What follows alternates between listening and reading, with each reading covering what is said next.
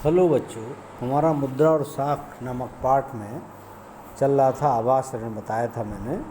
अब इसमें कुछ विभिन्न प्रकार के प्रबंधन दिए हैं, कैसे क्रेडिट का प्रबंध हो। रोहित और रंजन ने कक्षा में ऋण की शर्तों के बारे में पढ़ना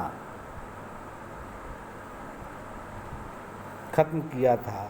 वे अपने इलाके में प्रचलित विविध प्रकार के ऋण प्रबंधों को जानने को उत्सुक थे। कौन लोग उधार देते थे, कर्जदार कौन थे, ऋण की क्या शर्तें थीं।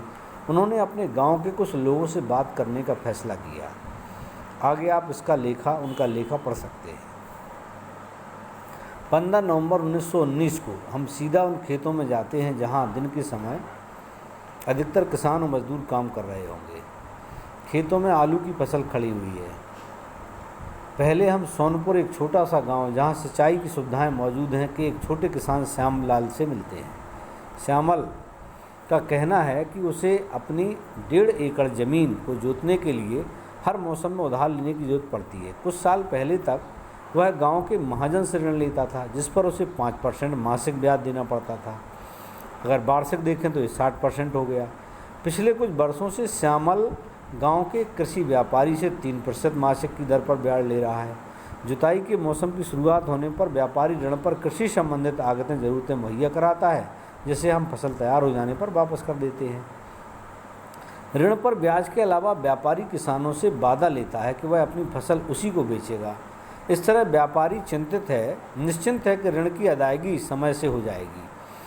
फसल की कीमतें फसल काटते समय कम होती हैं, इसलिए वह किसानों से कम कीमत पर फसल खरीदकर और बाद में कीमत बढ़ने पर बेचकर भारी मुनाफा कमाता है। व्यापारी को उस समय फसल खरीदने से मुनाफा होता है। वह फसल सस्ते में खरीदकर बाद में कीमतें बढ़ने पर बेचता है।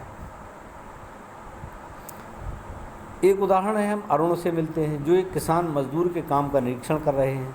अरुण के पास 7 एकड़ ज़मीन है। अरुण सोनपुर के उन कुछ लोगों में से हैं जिन्हें खेती के लिए बैंक से ऋण मिला है।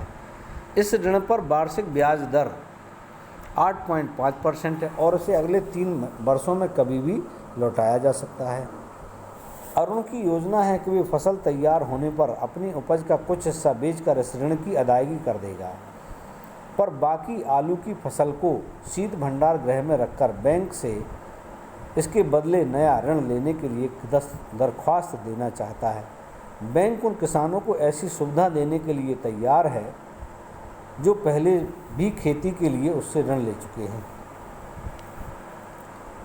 रमा निकट के खेत में कृषि मजदूर के रूप में काम करती है। साल में कई महीनों रमा के पास कोई काम नहीं होता और उसे अपने रोज़मर्रा के खर्चों के लिए कर्ज लेना पड़ता है। अचानक बीमार पड़ने पर या परिवार में किसी समारोह पर खर्च करने के लिए भी उसे कर्ज लेना पड़ता। रमा कर्ज के लिए अपने मालिक पर, जो सोनपुर का मध्यवर्गीय भूस्वामी है, आश्रित है। भूस्वामी उसे 5% मासिक ब्याज पर ऋण देता है। रमा उस कर्ज को भूस्वामी के यहाँ काम करके वापस करती है। अधिकांशतः रमा को नया ऋण लेना पड़ता है, जबकि वह पुराना ऋण लौटा भी नहीं पाती है। वर्तमान में उसे भूस्वामी के 5,000 रुपये देने हैं। जब यद्यपि भूस्वामी उसके साथ अच्छा व्यवहार नहीं करता, फिर भी वह उसके लिए लगातार काम करती है ताकि आवश्यकता पड़ने पर उसे ऋण मिल सके। रमा हमें बताती है कि सोनपुर में भूमिहीन लोगों के लिए ऋण का एकमात्र स्रोत भूस्वामी नियोक्ता ही है, माने वहाँ कोई सरकारी बैंक नहीं है। तो हम ये देख रहे हैं कि इस पूरे प्रबंधन में कि किस प्रकार किसानों की ज़रूरतों को पूरा करने के लिए उन्हें प्राइवेट लोगों से ऋण लेना पड़ता है महंगी दरों पर, और जिसकी भरपाई वो आजीवन नहीं कर पाते और लगातार उसी में भरपाई में लगे रहते हैं। अगर हम सहकारी समितियों से ऋण लें तो बैंकों के अलावा ग्रामीण क्षेत्रों में सस्ते ऋण का एक अन्य स्रोत है सहकारी समितियाँ।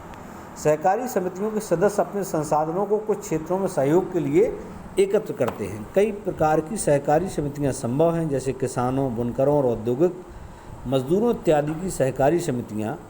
कृषक सहकारी समिति सोनपुर के नज़दीक एक गांव में काम करती है। इसके 2300 किसान सदस्य हैं।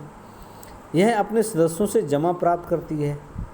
इस जमा पूंजी को ऋणाधार मानते हुए सहकारी समिति ने बैंक में बड़ा ऋण प्राप्त किया, बैंक से बड़ा।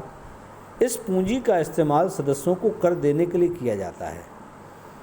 यह ऋण लौटाने के बाद कर्ज का दूसरा दौर शुरू किया जा सकता है।